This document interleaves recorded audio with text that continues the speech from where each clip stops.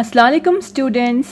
As you all know that we are dealing with chapter number 15, that is structure of atoms and nuclei of Maharashtra board syllabus for class 12th.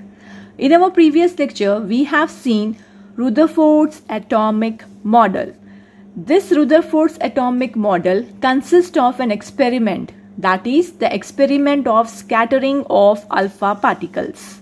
Okay, so before going towards the experiment, we will see what are alpha particles. Alpha particles are positively charged helium nuclei with double positive charge. मतलब इसके अंदर double positive charge, दो positive charge होते हैं और ये helium nuclei के बराबर होते हैं. Okay, the experiment consist of a radio active substance in a lead box. एक बॉक्स होता है, उसके अंदर रेडियो एक्टिव सब्सटेंस होते हैं and this substance emit the alpha particles. These alpha particles will pass through a collimator और a slit and they then strike the gold foil and produce a scintillations on the screen with a rotating detector and a microscope. Okay, देखिए यहाँ पर experiment में ये alpha particles जो source से emit होते हैं वो सीधा कोलीमीटर से पास होकर गोल्ड फॉइल के पास स्ट्राइक होते हैं. ओके, और फिर वो स्कैटर्ड हो जाएंगे अलग अलग एंगल से. These scatter alpha particles जो है scintillations या स्पॉट्स बनाएंगे स्क्रीन के ऊपर जो हमको माइक्रोस्कोप के जरिए दिखाई देंगे. Okay, These scatter alpha particles makes different angle with respect to the incident beam. जो बीम यहाँ इंसिडेंट होंगी उसके साथ ये एंगल बनाएंगे. Now the Rutherford's observations. It is seen that many of the alpha particles were passed straight through the foil without any deviation or deflection and they produces the spots on the screen. Okay, जैसा आपने ये experiment में देखे यहाँ पर gold foil है ये. Okay, और जो अल्फा पार्टिकल्स है वो यहाँ से सीधे बगैर कोई डिफ्लेक्शन के सीधा स्क्रीन के ऊपर जाकर स्ट्राइक हो जाते हैं. ठीक है, ये है अनडिफ्लेक्टेड पार्टिकल्स. और कुछ अल्फा पार्टिकल्स तकरीबन 0.14% जो है वो बहुत स्मॉल डिफ्लेक्शन बनाकर 1 डिग्री के उतना एंगल बनाकर ये डिफ्लेक्ट हो जाते हैं. Okay, suppose this is a gold foil, यहाँ से अल्फा पार्टिकल्स 1 डिग्री एंगल बनाकर डिफ्लेक्ट हो गए हैं. और कुछ नियरली 8000 में से एक अल्फा पार्टिकल्स जो है 90 डिग्री एंगल बनाकर डिफ्लेक्ट होते हैं. और कुछ जो है सीधे जाएंगे, वो टकराएंगे और वापस से उससे रीबाउंस हो जाएंगे, making an angle of 180 degree. These are the observation given by the Rutherford.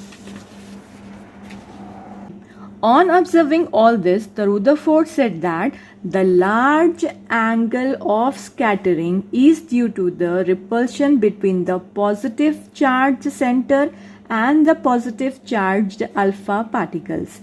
ये रिपल्शन जो है लाइक चार्जेस में है. लाइक चार्जेस जो एक साथ सेम चार्जेस होते हैं उनमें रिपल्शन होता है ज्यादा, इस वजह से ये लार्ज डिफ्लेक्शन है. वहां पर रुदरफोर्ड ने ये ऑब्जर्वेशन बताए. He also said that there must be some massive charge और heavy charge at the center. He named that center as a nucleus. So due to this, the Rutherford's model is also called as nuclear model. Rutherford के model को nuclear model भी कहा जाता है क्योंकि उन्होंने centre, जो मैसिव सेंटर है, उसका नाम दिए हैं nucleus. Okay, and he also said that most of the mass of an atom is concentrated at the center.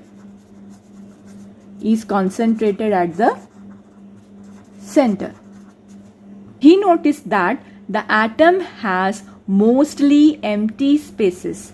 Suppose this is a nucleus and this is the electron. He noticed that the atom has mostly empty spaces, due to which the alpha particles pass easily through the foil without any deviations.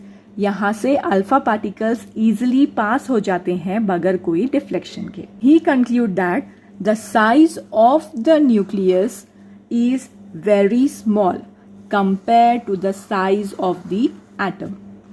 ये जो size है nucleus का वो बहुत छोटा है अगर हम टोटल एटम की साइज से कंपेयर करें तो. सो उन्होंने ये कंक्लूड किए कि size of the nucleus is 10 to the power minus 15 meter और साइज ऑफ द एटम जो है 10 to the power minus 10 meter के बराबर है. इसका मतलब जो न्यूक्लियस की साइज है वो बहुत छोटी है compare to the size of the atom. He said that the nucleus is at the centre. Nucleus centre में होता है and the electron will revolve round the nucleus in a circular orbit.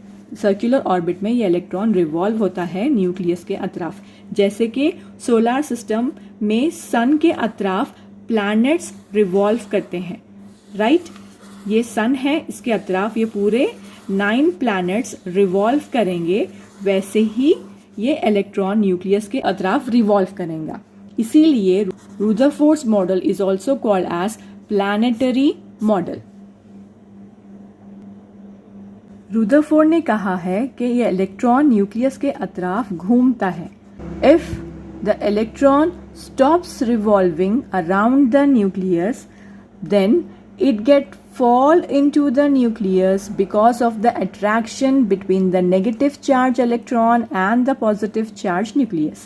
ये इसके अंदर सीधे से opposite charges की वजह से attraction होगा और ये इलेक्ट्रॉन न्यूक्लियस के अंदर आकर गिर जाएगा. This results the atom get collapsed completely. ये एटम पूरी तरह से तबाह हो जाएगा. जैसे कि आपने देखा कि यहाँ पर एम्प्टी स्पेसेस होते हैं एटम के अंदर, ठीक है? तो ये जो है न्यूक्लियस ये मैसिव है या लार्ज है या हैवी है. इसके ऊपर कोई फोर्सेस का इफेक्ट नहीं होगा, इसीलिए यहाँ से पॉजिटिव चार्ज नहीं एमिट होंगे, सिर्फ और सिर्फ नेगेटिव चार्ज ही यहाँ से एमिट होंगे. These are the conclusions given by the Rutherford model. Now we are going towards the drawbacks. यहाँ इतने सारे कंक्लूजन्स देने के बाद भी उनके मॉडल में कई खामियां निकाली गई हैं जो हम आगे डिस्कस करेंगे. ये मॉडल आगे नहीं चल पाया. Now the drawbacks of Rutherford atomic model. The Rutherford atomic model is also called as planetary model or the nuclear model, but it has 2 drawbacks. They are: first drawback, according to the Rutherford, the electron revolve in a circular orbit around the nucleus as the planet revolve around the sun in the solar system. On revolving, the electron continuously changes its direction. ये अपना direction continuously change कर रहा है. देखिए यहाँ पर पहले ये डायरेक्शन में हो रहा था, फिर ये डायरेक्शन में रिवॉल्व हो रहा है, फिर ये डायरेक्शन, फिर ये डायरेक्शन, ठीक है? सो ऐसा मोशन जहाँ पर चेंजेस हो रहे हैं डायरेक्शन में उसको कहते हैं एक्सेलरेटेड मोशन. उसे कहते हैं accelerated motion. That is its velocity is changing continuously, right? So this motion is said to be in accelerated motion. जैसे any particle in a circular motion undergoes acceleration and changes its direction continuously. मगर Maxwell electromagnetic theory radiations ये बताता है कि कोई भी अगर accelerated charge motion में है, जैसा ये इलेक्ट्रॉन यहाँ पर मोशन में है, ये यहाँ पर मोशन में है, right? Electron is continuously in motion, ठीक है? तो ये जो मूविंग चार्ज है वो इलेक्ट्रोमैग्नेटिक रेडिएशन एमिट करेगा कंटिन्यूसली. तो यहाँ ये इलेक्ट्रॉन कंटिन्यूस मोशन में है, so it will emit electromagnetic radiations continuously, ठीक है? जिस वजह से क्या होगा, इसकी एनर्जी जब वो कंटिन्यूस मोशन में है तो इसकी एनर्जी यहाँ पर डिक्रीज होते चली जाएंगी और वो उसका रेडियस जो है ऑर्बिट का वो भी कम होता चला जाएगा और सीधे से वो एक स्पाइरल पाथ लेगा और धीरे धीरे जैसी उसकी एनर्जी खत्म होते चले जाएंगी वो न्यूक्लियस के करीब आता चला जाएगा और सीधे से न्यूक्लियस के अंदर आकर वो गिर जाएगा. इस वजह से ये एटम फिर यहाँ पर कोलैप्स्ड हो जाएगा. completely. मगर एक्चुअल प्रैक्टिस में ये सब नहीं देखा गया है. यहाँ एक्चुअल प्रैक्टिस में एटम इज स्टेबल. तो यहाँ अगर ऐसा होता था तो पूरी दुनिया तबाह हो जाती थी. ठीक है. So this is the main drawback of Rutherford, that he does not explain the stability of an atom. वो स्टेबिलिटी ऑफ एन एटम नहीं बता पाए. एटम की स्टेबिलिटी रुदरफोर्ड नहीं समझा पाए. This is the first main drawback of Rutherford. ये Rutherford का पहला ड्रॉबैक था. Now we are going towards the second drawback of Rutherford. According to Rutherford, the electron emits electromagnetic radiations continuously. और इसी वजह से इसकी वेलोसिटी भी कंटिन्यूसली चेंज हो रही है. राइट. इसकी वेलोसिटी भी यहाँ पर कंटिन्यूसली चेंज हो रही है. तो रुदरफोर्ड ने ये कहा कि इसकी फ्रीक्वेंसी ऑफ रेडिएशन भी चेंज होंगी. मतलब रेडिएशंस ये एमिट करेगा, उसके फ्रीक्वेंसी जो है अलग अलग होंगी. हर रेडिएशंस की फ्रीक्वेंसी अलग अलग होंगी, ऐसा रुदरफोर्ड ने बताया है. इसकी फ्रीक्वेंसी अलग, इसकी फ्रीक्वेंसी अलग, हर बार वो फ्रीक्वेंसी चेंज करेगा क्योंकि यहाँ उसकी वेलोसिटी चेंज हो रही है. So this is the second drawback. यहाँ वेलोसिटी चेंज हो रही है तो उसी के साथ फ्रीक्वेंसी भी इसकी चेंज होते चले जाएंगी और फिर वो न्यूक्लियस के करीब आते चले जाएगा. उसका रेडियस ऑफ द ऑर्बिट छोटा होता चला जाएगा और फिर the electron will come towards the nucleus and the atom get collapsed. फिर ये atom collapse हो जाएगा. In short, we will be seeing that Rutherford does not explain first the stability of an atom, and he also does not explain that the radiations emitted by the atom have constant frequency. That is, he does not explain the atomic spectra of an atom. तो ये पूरे drawbacks की वजह से इनका model आगे नहीं चल पाया. Then the another scientist came into existence, that is the Bohr's, and he gave his atomic model as Bohr's atomic model. Right? So before going towards the Bohr's model, we will be seeing atomic spectra in our next lecture. Thank you.